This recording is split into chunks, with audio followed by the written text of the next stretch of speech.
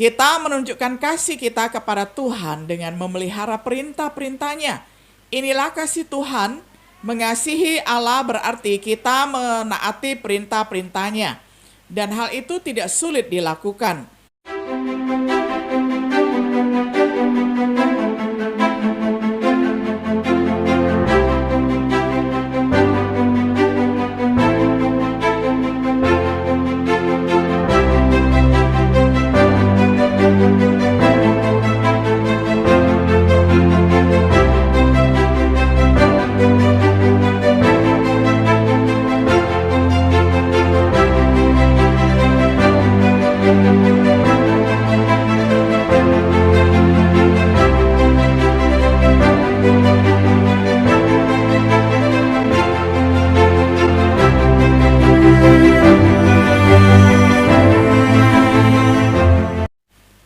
Shalom, sahabat Biblika yang dikasihi oleh Tuhan. Sungguh senang kita dapat berjumpa kembali di dalam acara Refleksi Sahabat Biblika.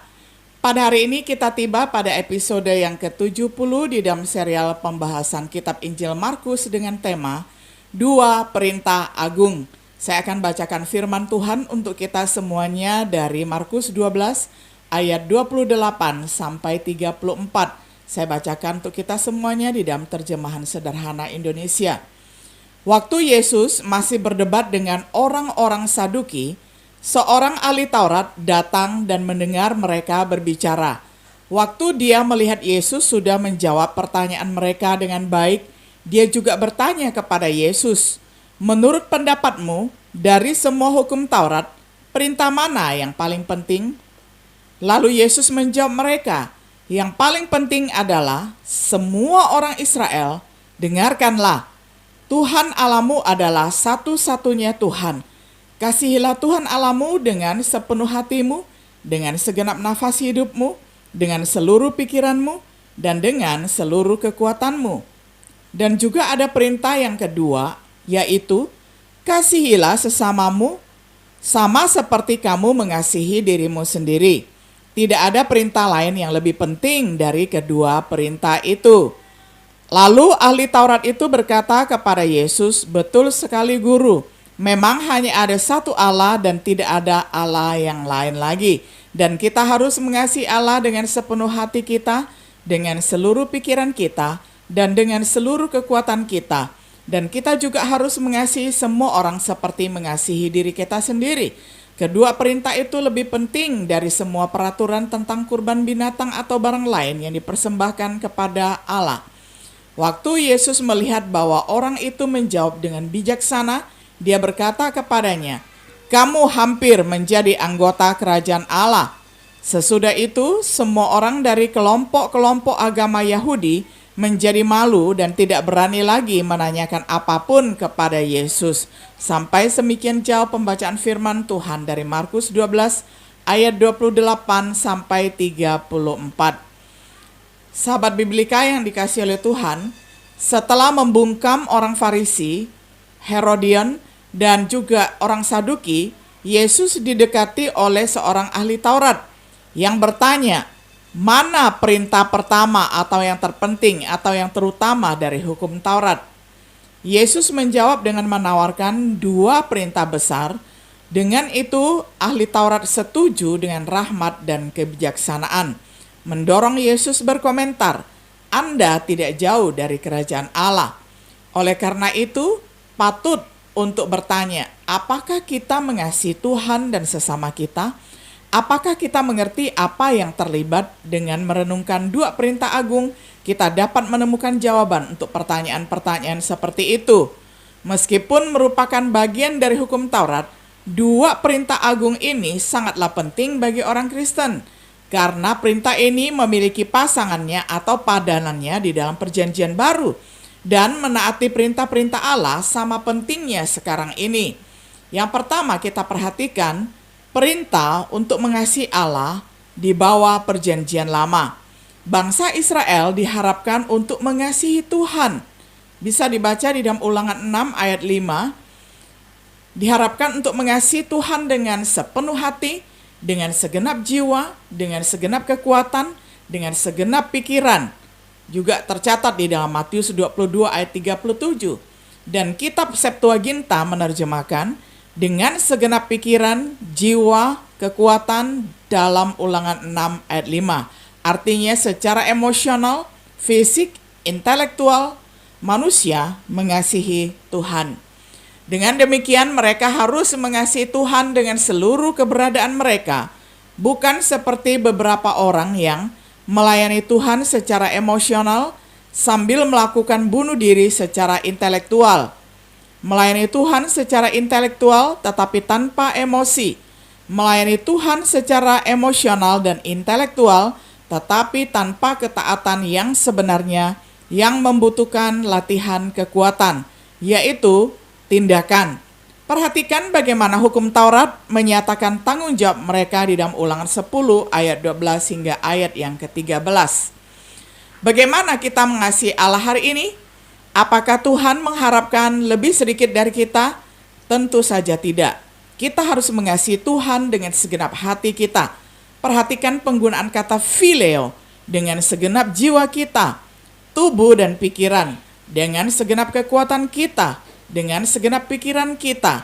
Semuanya ada di dalam ayat-ayat Perjanjian Baru. Kita menunjukkan kasih kita kepada Tuhan dengan memelihara perintah-perintahnya. Inilah kasih Tuhan. Mengasihi Allah berarti kita menaati perintah-perintahnya. Dan hal itu tidak sulit dilakukan. Ini adalah bukti bahwa kita mengasihi Yesus. Kalau kalian mengasihi aku, kalian akan mengikuti semua perintahku. Yohanes 14 ayat 15 dalam terjemahan sederhana Indonesia. Berkatnya menetap di dalam perintahnya. Kita menikmati hubungan khusus dengan Tuhan dan Yesus.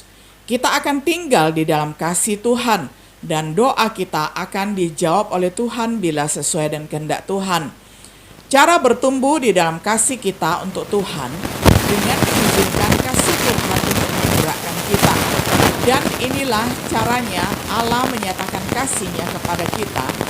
Dia mengutus anaknya yang satu-satunya ke dalam dunia ini supaya kita bisa menerima hidup yang selama-lamanya melalui anaknya. Maka nyatalah kasih yang luar biasa itu. Kasih yang luar biasa bukan ketika kita mengasihi Allah, tetapi ketika Allah menunjukkan kasih-Nya kepada kita, yaitu ketika Allah mengutus anaknya untuk menjadi kurban perdamaian yang menghapus dosa kita di mata Allah, sehingga Allah tidak marah lagi kepada kita. Tuhan mengasihi kita bahkan saat kita masih berdosa. Ketika kita merenungkan kasih-Nya bagi kita, kita akan lebih mencintainya. Dengan meminta Tuhan untuk membantu kita bertumbuh dalam kasih, kami berdoa supaya Tuhan Yesus menolong kalian untuk semakin yakin bahwa Allah sangat mengasihi kalian, dan supaya kalian bisa terus bertahan sama seperti Kristus, terus bertahan waktu Dia menderita. 2 Tesalonika 3 ayat 5. Paulus berdoa agar Tuhan mengarahkan orang Tesalonika ke dalam kasih Tuhan. Jika dia bisa berdoa seperti itu untuk orang lain, tidak bisakah kita berdoa yang sama untuk diri kita sendiri dengan berdoa dan bertumbuh di dalam kasih saat Dia menjawab? Daud mengasihi Tuhan karena dia mendengar permohonannya. Mungkin jika kita lebih banyak berdoa dan menerima jawaban, kita akan berdoa lebih banyak. Kita akan lebih mencintai Tuhan. Dengan menaati firman Allah, kasih Tuhan sempurna pada mereka yang memegang firman Tuhan. Oleh karena itu, semakin kita menaatinya, semakin kita mengasihi Tuhan akan tumbuh. Apakah kita mengasihi Tuhan kurang dari yang diharapkan dari orang Israel? Kita pasti memiliki alasan kuat untuk lebih mencintainya. Yang kedua, perintah untuk saling mengasihi sesama manusia. Dengan bergabung bersama orang Kristen lainnya, kita berhutang kasih kepada sesama kita orang Kristen. Ketika diterapkan sepenuhnya, itu memenuhi apa yang diperintahkan oleh hukum Taurat. 5 dari 10 perintah berbicara untuk tidak berbuat buruk kepada sesama manusia. Jika seseorang benar-benar mengasihi sesamanya, mereka tidak akan bersalah dengan membunuh, berzina, mencuri, berbohong, atau tamak, karena dosa dan banyak hal lainnya menyakiti sesama kita.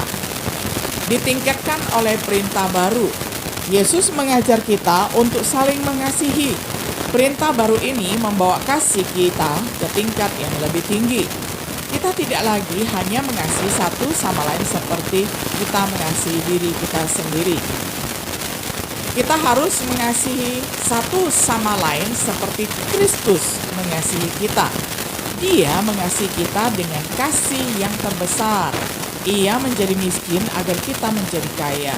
Jadi tidak ada yang bisa menggunakan harga diri rendah atau kasih diri rendah sebagai alasan untuk tidak mengasihi orang lain sebagaimana mestinya. Pengalaman ketika kita memenuhi perintah Allah, kita menunjukkan kasih sejati satu sama lain dengan menjaga perintah-perintah Allah. Beginilah cara kita mengetahui bahwa kita benar-benar mengasihi satu sama lain.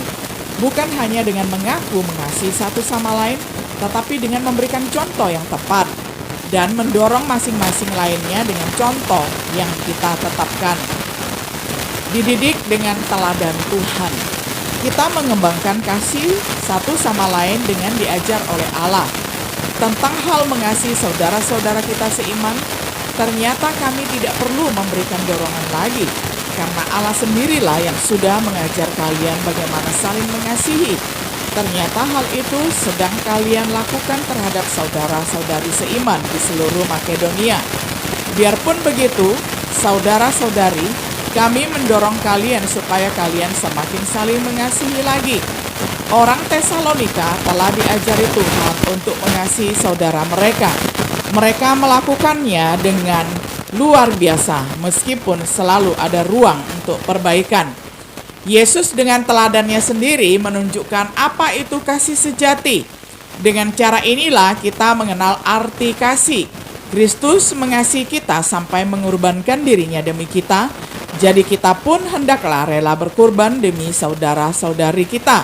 Kalau ada seorang di antara kita yang mempunyai harta duniawi yang berkecukupan dan melihat saudaranya menderita kekurangan, tetapi dia menutup pintu hatinya terhadap saudaranya itu, berarti kelahiran dari Allah yang memampukan kita untuk mengasihi sesama tidak ada di dalam hati orang itu.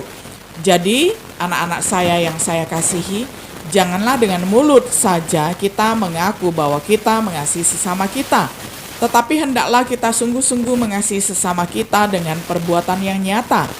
Jika kita ingin belajar bagaimana mengasihi satu sama lain dengan benar, lihatlah Tuhan Yesus. Sebagai kesimpulan, betapa hebatnya dua perintah ini untuk mengasihi Tuhan dan untuk mengasihi sesama kita. Pada kedua perintah ini termaktub semua hukum Taurat dan kitab para nabi. Kasih adalah pemenuhan hukum Taurat. Kedua perintah ini meringkas apa yang dituntut oleh hukum lama pada orang Israel. Ketika seseorang benar-benar mengasihi Tuhan dan mengasihi sesamanya seperti dirinya sendiri, dia berada di jalan menuju kehidupan kekal. Dia berada di jalan yang menuju kerajaan Allah. Jika kita ingin menerima kehidupan kekal dan menjadi warga negara kerajaan surga, kemudian menunjukkan kasih kita kepada Tuhan dengan mematuhi perintahnya dan hidup dalam iman di dalam Yesus berfokus pada mencintai Tuhan dan sesama manusia. Sahabat Biblika yang terkasih, marilah kita mengasihi Tuhan dan mengasihi sesama dengan segenap keberadaan kita. Tuhan Yesus memberkati kita semuanya. Shalom.